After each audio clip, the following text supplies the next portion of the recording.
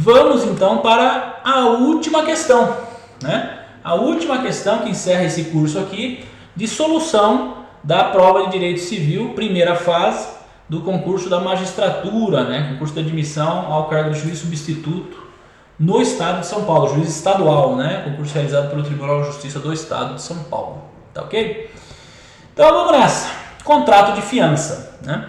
Contrato de fiança é celebrado entre o fiador e o... Aqui vamos direto ao 827, artigo 827, lei seca aí, ó.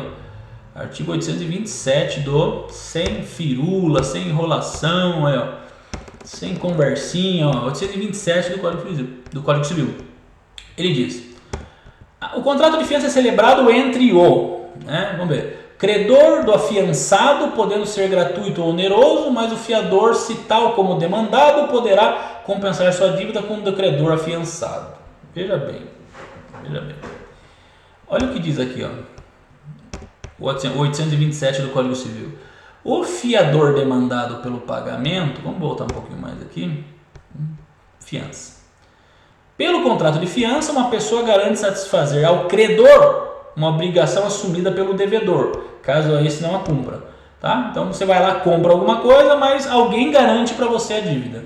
Isso que é fiança, isso que é fiador.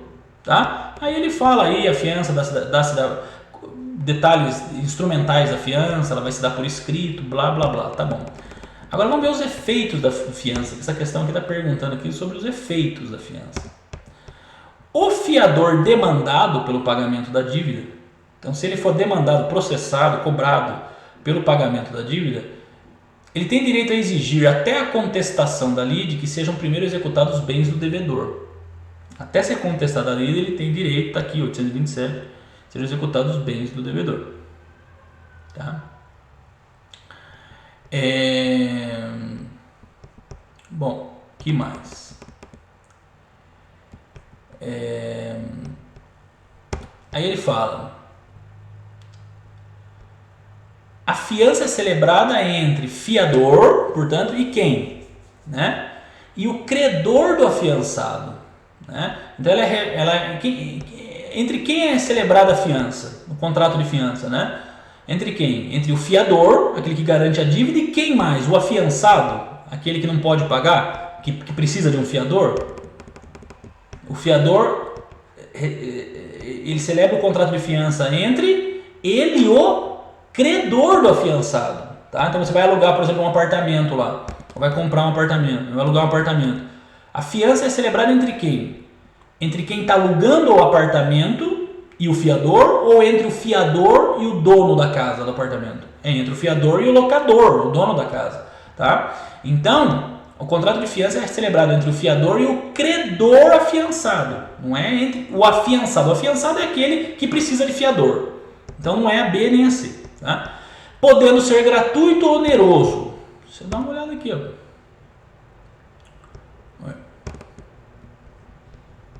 Tá? Todos esses detalhes aqui vão trazer tudo sobre fiança. Tá? 818 e seguintes. Ele é gratuito ou oneroso? Tá? Pode ser gratuito ou oneroso. Mas o fiador, se for demandado, poderá compensar sua dívida com o do credor afiançado. Olha só que interessante. Se ele for demandado,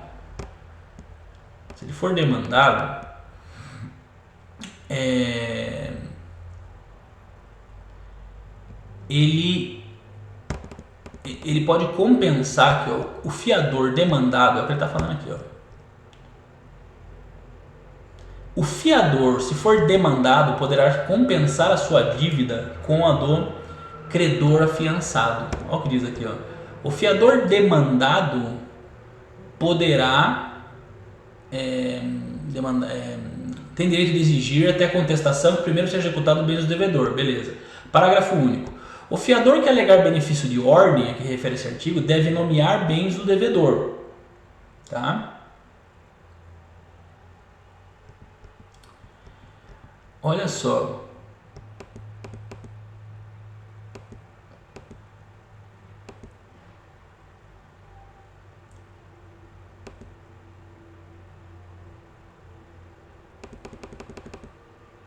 Olha aqui.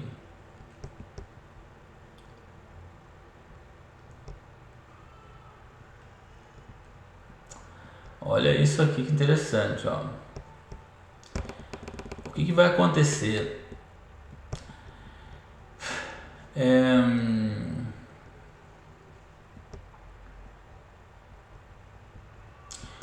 O fiador que paga integralmente a dívida, olha só, é 831, ó, fica subrogado nos direitos do credor. O fiador que paga integralmente a dívida fica subrogado nos direitos do credor. Então, se ele pagar totalmente a dívida, ele subroga nos direitos do credor, mas só poderá demandar a cada um dos outros fiadores na respectiva cota à parte, tá?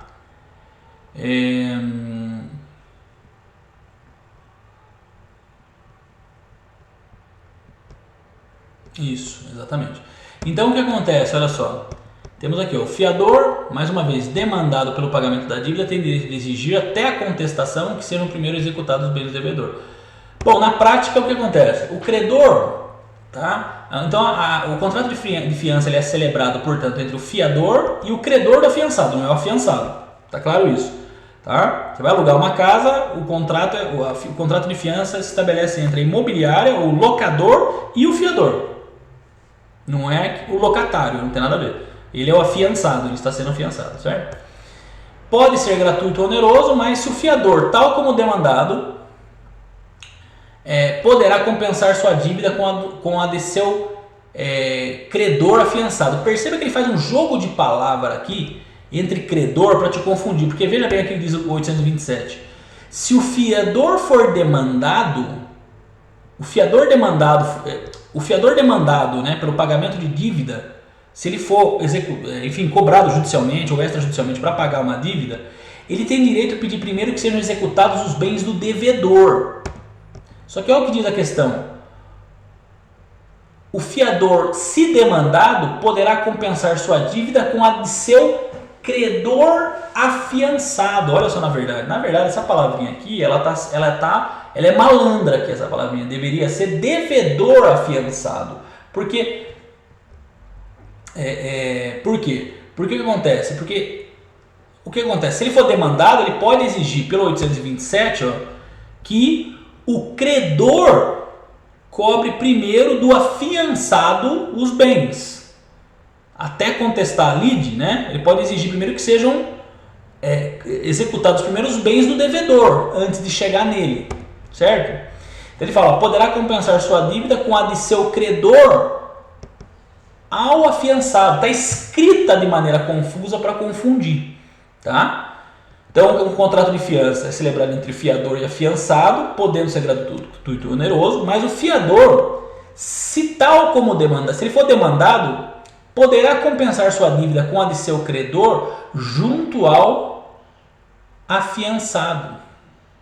Isso aqui é o artigo 827 escrito de uma maneira mais confusa, para confundir, é sacanagem, né? Para confundir o candidato, confundir o aluno, né? Ele está dizendo, se o fiador for demandado, ele pode querer compensar sua dívida com a do credor junto ao afiançado, ou seja, né, que se execute primeiro, né, que o credor pegue primeiro o benefício de ordem, ou seja, o fiador está requerendo, na verdade, uma coisa chamada benefício de ordem, ou seja, execute primeiro os bens que eventualmente existam do devedor. Depois eu estou aqui para assumir a minha responsabilidade como fiador. Entendeu? É isso, ó, o parágrafo único. O fiador que alegar o benefício de ordem, é isso que eu falei, tá? Vai primeiro nos bens do devedor. A que se refere esse artigo deve nomear bens do devedor, citos no mesmo município, livres e desembaraçados, quanto baste para solver o débito. Entendeu? Então, o fiador pode alegar o benefício de ordem, pode invocar o benefício de ordem, mas nessa invocação, diz a lei, parágrafo único do artigo 827 do Código Civil, 2002, ele deve já nomear os bens do devedor. Então, se ele for notificado extrajudicialmente, por exemplo, pelo advogado do credor, que o cara não pagou o aluguel lá, um locatário de um imóvel do qual uma pessoa é fiadora, não pagou o aluguel, ele pode responder dizendo, tudo bem, mas antes eu peço que vocês executem esses bens do devedor, aqui, o carro, geladeira, não sei o que, que estão no mesmo município. Olha o que diz o Código Civil, que interessante, hein? Olha que brecha na lei, que detalhezinho aqui, ó, no mesmo município. Tá? Então, se estiver no mesmo município, o fiador pode alegar esse benefício de ordem.